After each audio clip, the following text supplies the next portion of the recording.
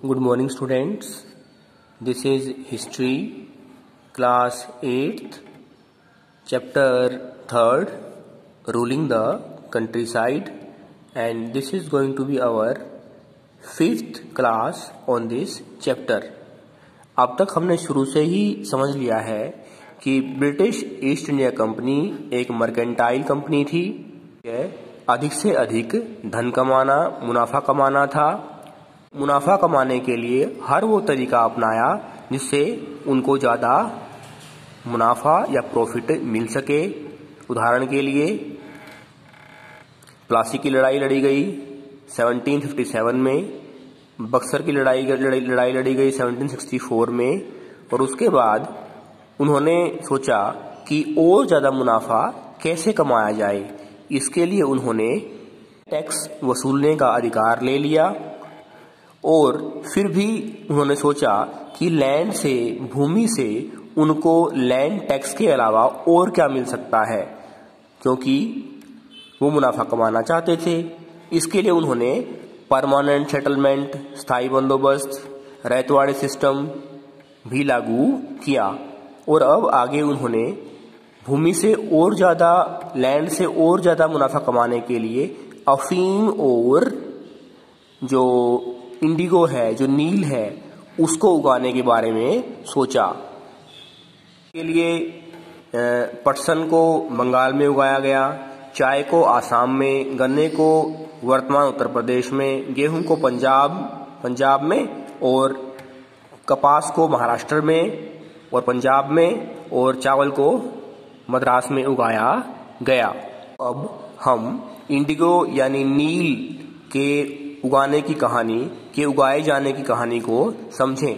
किस तरह से नील को भारत में ज़्यादा से ज़्यादा मात्रा में उगाया गया और उससे मुनाफा कमाया गया। आप स्क्रीन पर दो पिक्चर देख सकते हैं।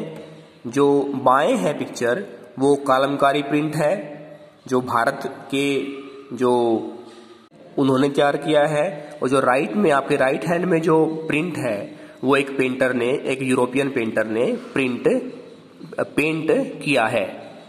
कॉटन प्रिंट है, सूती कपड़े पर प्रिंट किए गए हैं, लेकिन दोनों में समानता क्या है? दोनों में नील का प्रयोग यानी इंडिगो का प्रयोग किया गया है। प्रिंट को देखने के माध्यम से, इन छापों को देखने के माध्यम से हम समझ सकते हैं कि नील की मांग यूरोप में कितनी ज़्यादा होगी।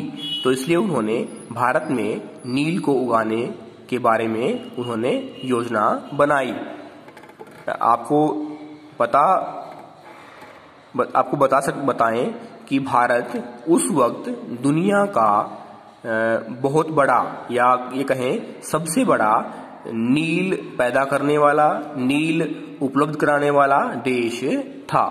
नील है वो प्राइमरीली जो ट्रॉपिक ऑफ कैंसर और ट्रॉपिक ऑफ कैप्रिकॉर्न है उसके एरिया में उगाया जाता है। तो जो एक और पदार्थ है वुड, WOAD, वुड, जो जिससे भी नीला रंग प्राप्त किया जा सकता है, बैंगनी या जो नीला रंग है वो प्राप्त किया जा सकता है, जो टेम्परेट जोन में उगाया जाता है। लेकिन जो ब्रिटिश लोग हैं, जो वो समझ चुके थे कि वुड की तुलना में, वुड के कंपैरिजन में जो इंडिगो का जो नीला रंग है, नील का जो नीला रंग है डाई करने के लिए, कपड़ों को रंगने के लिए, वो ज़्यादा उत्तम है।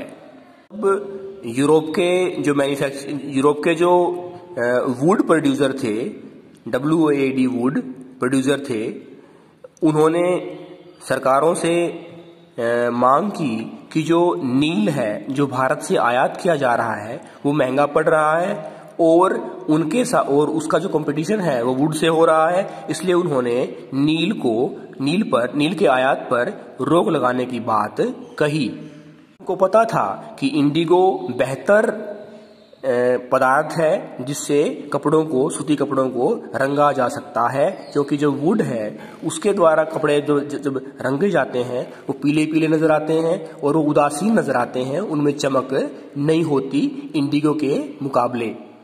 फ्रांसीसियों ने भी अलग अलग जगह पर जो इंडिगो है उसको उगाने की कोशिश की।